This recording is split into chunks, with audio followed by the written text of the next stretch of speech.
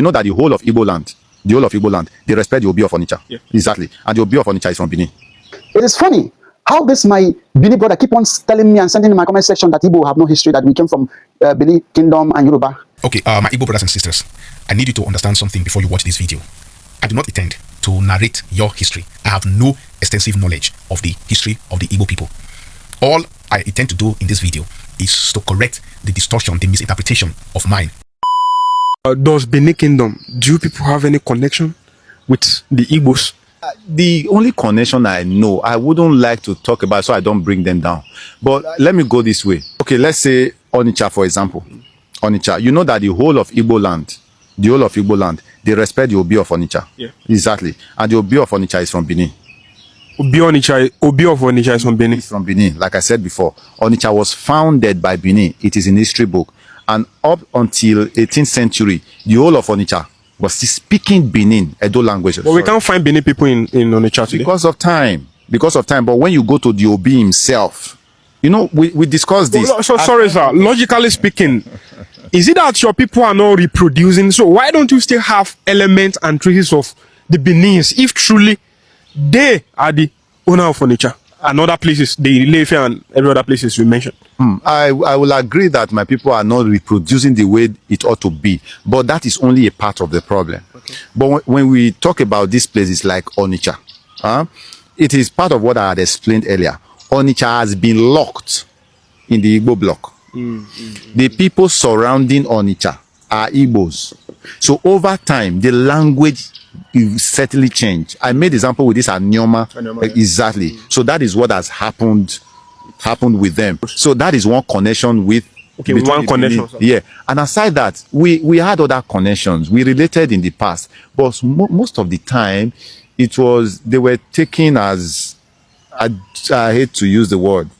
I will refer you to Equiano. What's that? Is it Vasa Equiano? An Igbo boy was taken as a slave to the Americas. Then he became great.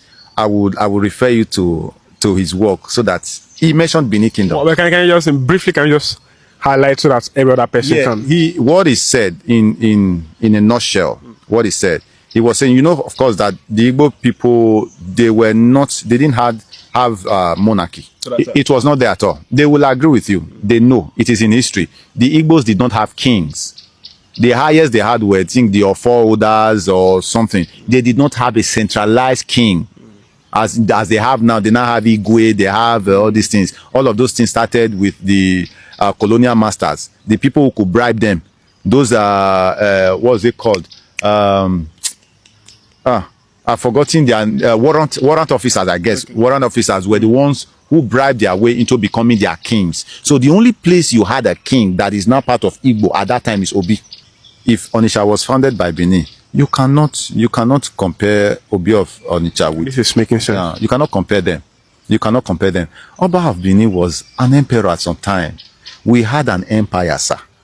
We had an empire. There's evidence for that. Exactly. There's evidence. We all know that. We had an empire. This country, Benin, or the one you call Benin, was named after Benin. You can look this it up. Benin Republic, the Cotonou, yes, sir, was named after the Benin Kingdom. Yes. But I'm still I've been insisting, we still don't have traces of the Benins, the Edos, the language, the culture there. Rather, they speak Yoruba and French-related kind of stuff. Exactly, because of time and influence. And that is one of the things we are preaching now. If you see, I think my last video, what I was crying about was our language. We are crying about our language now. You're talking about diasporas. Those are diasporas now. Right. In Benin here, in this city of Benin, most of my people do not speak Edo language. Really? So if you a Yoruba man, if you come here and stay 10 years, you might not know up to 10 words in Edo language. You will live with Benin Edo people. Your landlord Edo, your tenants Edo. Pidgin is mostly speaking exactly, which is bad. But when we go to Lagos, as developed as Lagos is, they speak Yoruba. Yoruba. I have so many Benin Edo people, they speak Yoruba. So we even classify them as our Yoruba brothers from another. That is a problem we are facing. If the right steps are not taken, in the next maybe 5 decades, our language might go into extinction. There are some Edo, you will tell them, why are you not speaking Edo? You go say, Edo go give me money. If I speak Edo, go give me money. You prefer... But the language is beautiful. We love it when they speak it. You prefer the tongue of the white man. You want to speak English and you will never speak. I have a degree in English and I tell people there is no way, there is nothing you will do and you can never speak English. I see the influence of Yoruba in the entertainment industry. Like Yoruba is widely used in our musical and the Western guys, they accept it. They are Shakers and the rest. They speak Yoruba. That is where one of the reasons we are where we are now. So when we say some things, we cannot actually prove it when it comes to language. But beyond language, there are a whole lot of proofs. When you look at the culture, when you look at the traditions, when you look at the Ada and Eben, the presence of Ada and Eben and all of that, and the testimony from most of these people. It is funny how this my Bini brother keep on telling me and sending in my comment section that Igbo have no history, that we came from Bini Kingdom and Yoruba all together, that Igbos don't have history. I want to educate you now. I want you to share this message and pass it to our Yoruba and Bini brothers beyond Nigeria. I want our African brothers in other countries to see and know this history because it's very important. It's high time we educate you. No insult to anybody. We are one. My African brothers in other countries, we are one. I'm not talking about my Yoruba brother, of course. These are our close brothers. We are one in the same country. So, but I want to clear this. Listen and learn. Igbo people are the ancient people, the first people. I have proofs, and I'm going to give it to you. Because whatever you say, you don't have proof. You can't back it up with anything. Not history, not written by Igbo people. Now, listen and get it. After Igbo people, you get the Ethiopians. These are the people that can even challenge that, okay, we and Igbos are the first. Do you understand? Now get it. We all know, I don't know how old is Benin Kingdom. It is hearsay. You tell the story, not written. I want you to show me the history where others put it down. No disrespect to Benin Kingdom. No disrespect. Listen and get this fact. You know that Jacob married two sisters, Leah and Rachel. He wanted Rachel. He worked for 7 years for his masters, but he gave him Leah. After which he said, I don't want, this is not who I wanted. He said, go and work for another 7 years and I'll give you who you want. He did that. Leah gave birth to some of his sons. When he stopped giving birth, Rachel went to Jacob and said, I have no child. Please give me some. So my sister will stop mocking me. He said, Jacob said, I'm not God. Why do you tell me this? And then Rachel suggested, go to my maid, so that through her I can have my own children. That happened. And she got her sons. Same thing Leah did. Say, I have stopped giving birth. I want you to go to my maid, so I can have more. I need more. That happened as well. So Jacob begot 12 sons. 12 sons. And Gad is one of them through Leah, Leah's maid. Listen to history. If you go to Genesis chapter 30 from verse 1, you will understand and hear this history, how it happened. I'm not the one that told this story. Genesis chapter 30 from verse 1 to end. And if you go to Genesis chapter 46 from 1 to down 16 and down, you will understand that Jacob traveled to Egypt with his sons and grandsons, and Eri is one of them. Eri is the son of one of the sons of Gad, which is historic to Igbo people. Eri is one of the sons he traveled to Egypt with. Now, Eri have his own sons. Agolo is there. Menri is there, which is Nri. Oba is there, and others. But I want to tell you, after so many years, Agolo, first of all, among the sons of Eri, traveled down to the east and settled there. So at a point, Eri is old, and he told his brother Nri, why not go and look for your brother? We don't know where he is. Go and look for him. Nri, which is Menri, went and searched for his brother. When he found him, he settled at another place. And after he settled down, he went back and brought his father, Eri. And through that road, the old people passed. They called it Agolozu Igbo. Igbo are the old people. Igbo means Ndibo, Ndibo, Ndibo, old and ancient people. And they settled there in Anambra State. So I want to just, I'm giving you this because you need to understand. And I'm not surprised about the attacks. Listen, Jacob, if you go to Genesis chapter 49, Genesis 49, from 1 down, Jacob started telling his children, even Reuben, that went to his father's bed, he gave them what will happen to them. He told them their history. Even Judah, he told him how great he's going to be. And down to God, if you go to verse 19, Genesis chapter 49, verse 19, he said to God, raiders, which is foreigners, raiders, other people will attack you. They will always attack you. But you will attack them back by their heels. No wonder Igbo people, wherever you go, people actually, they begin to treat you anyhow they like. They tell you this, they tell you that. They don't like you. It's normal. It's not their fault. Jacob have told his son God that your descendant, this is what's going to happen. So we are not surprised when we see all these things. And you saying all these things, it is something that has been there. But you know what? We have been through this for a lot of time and we keep on. We will keep on moving and moving. It doesn't affect us. But I want you to know history and understand that we are the ancient people. I'm teaching you right now for you to understand. I don't know how old is Benin Kingdom. Give me proofs.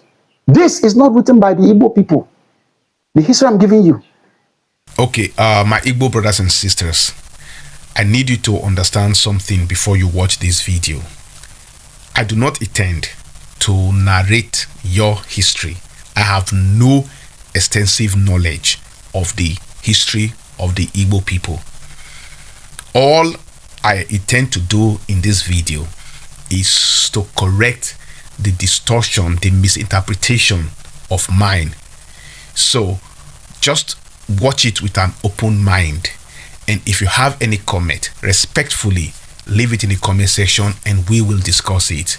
Like I said, it is my history I want to correct. Thank you very much for your understanding. I hope to hear from you. So let's see the video.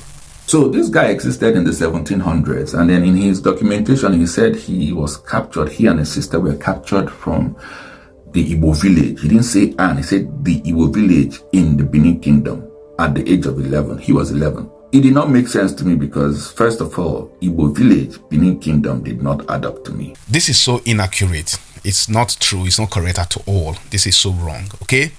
Now, in Olaudah's book titled The Interesting Narrative of the Life of Olaudah Equiano, he never used the word Igbo. The word Igbo was never written anywhere in the entire book.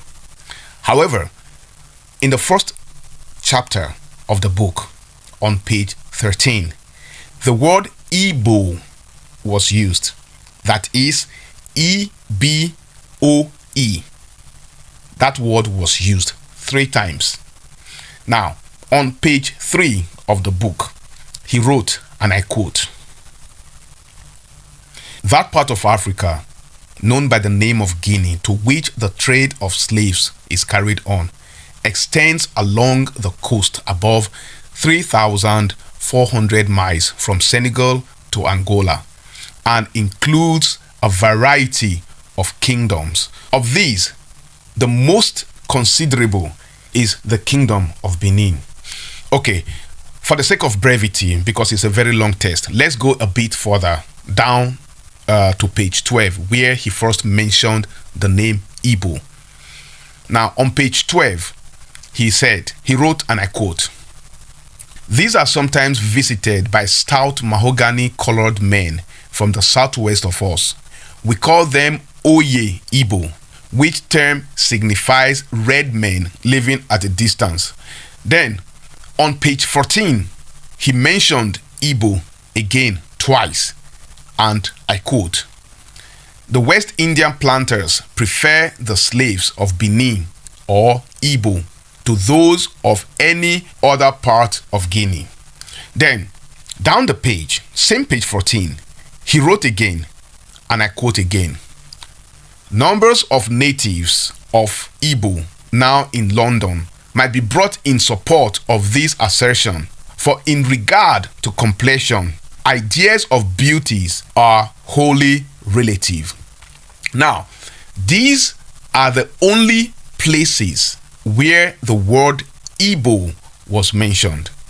And when he narrated in chapter 2, page 32, how he and his sister were kidnapped by two men and a woman who got over their wall, the word Igbo was not mentioned either.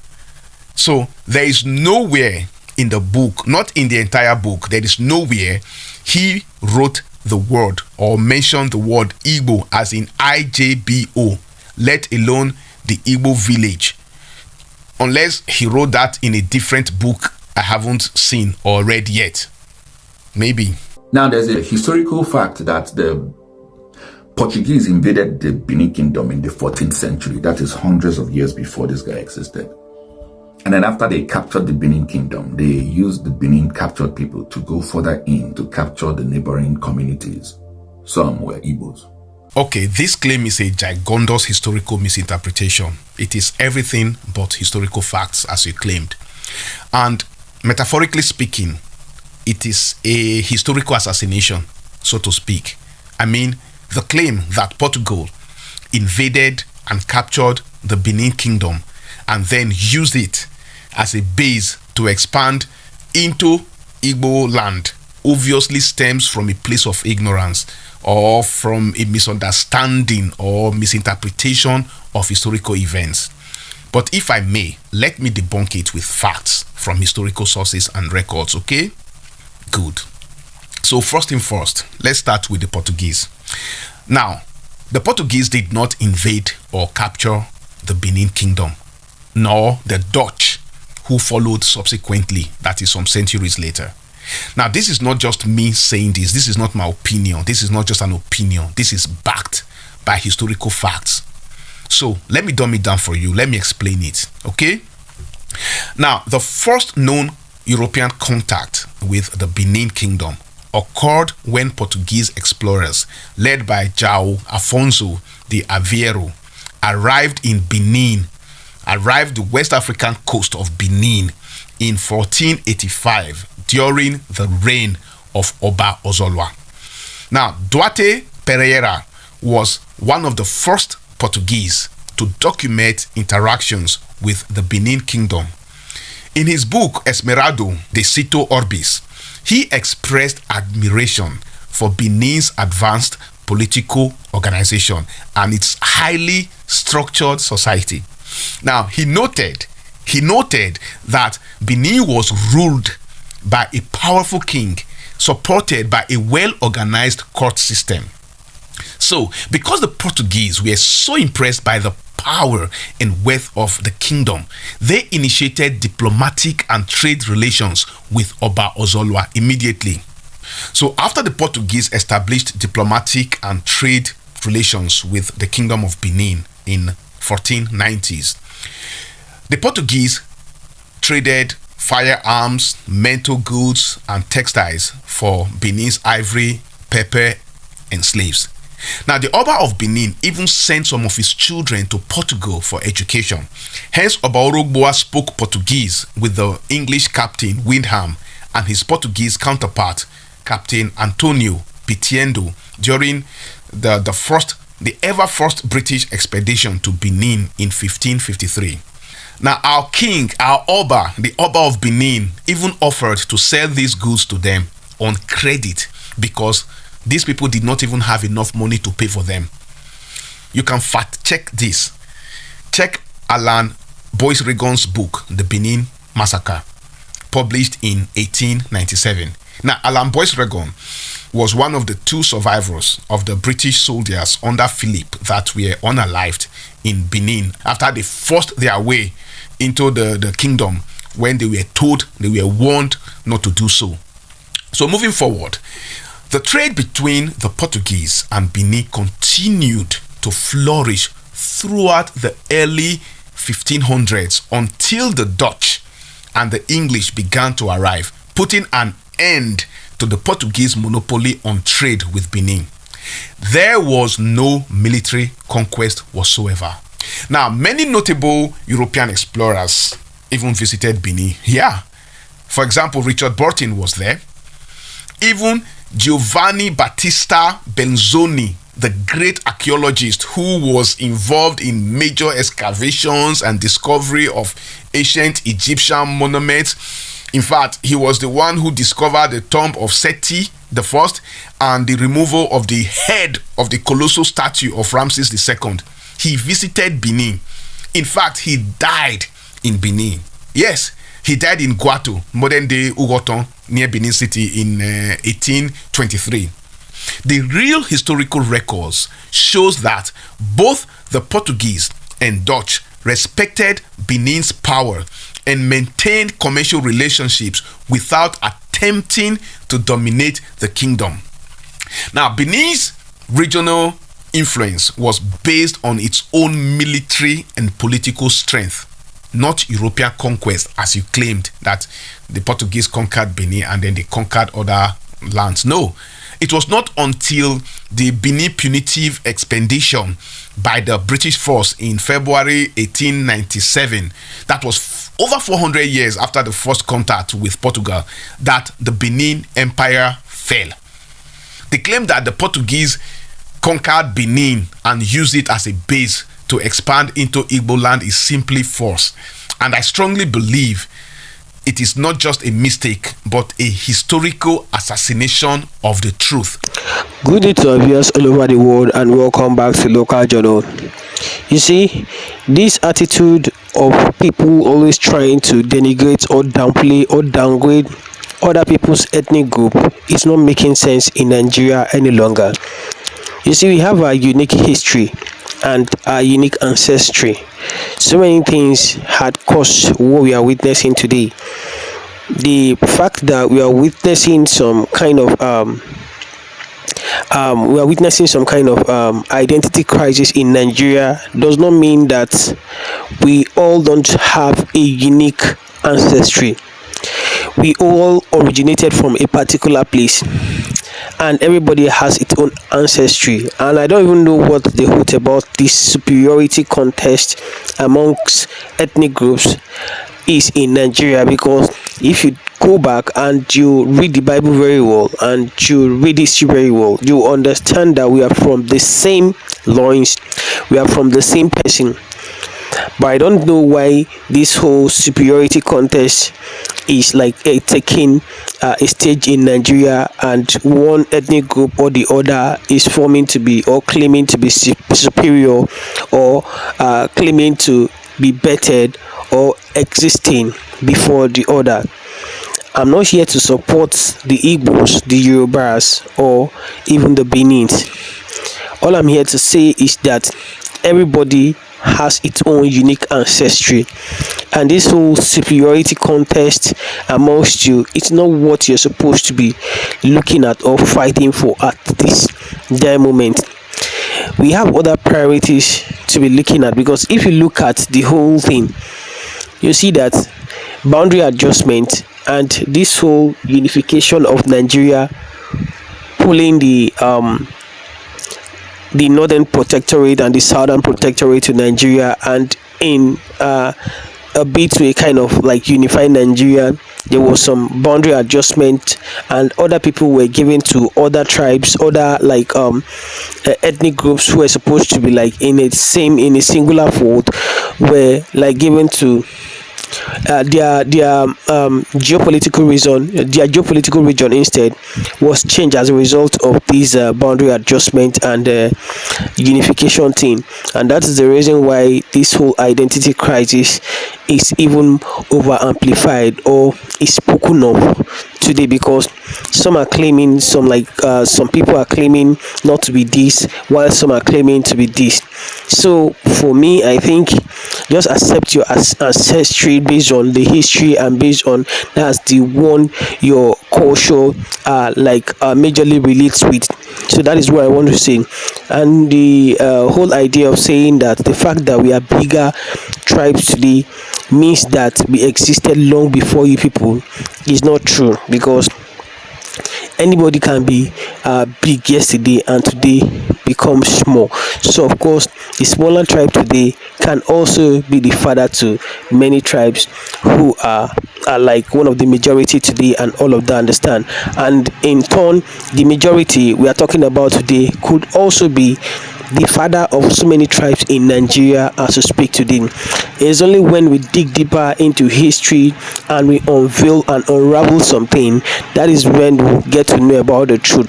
But as it stands, everybody or anybody is like is within their right to form alliance, or like to retrace back their ancestry to whichever one they feel is their ancestry. But instead of playing this superiority contest and playing this superiority game, I don't think that is what we need in Nigeria at the moment, because during the time we had so many empires, we heard of stronger empires in the old, even before we had something like Nigeria. And of course some of these little tribes we have today in Nigeria were strong empires then, you understand, but they are nowhere to be found today again. The major tribes we have today in Nigeria are the Igbos, the Yorubas, and the Hausas. Others are just called minority, regardless of whatsoever power they wielded in the time we had empires and empires and all of that in the past. So that is just what I want to see. Drop your opinion about this in the comment section, and if today is your first time to visit our channel, please kindly like, share, and subscribe to our channel.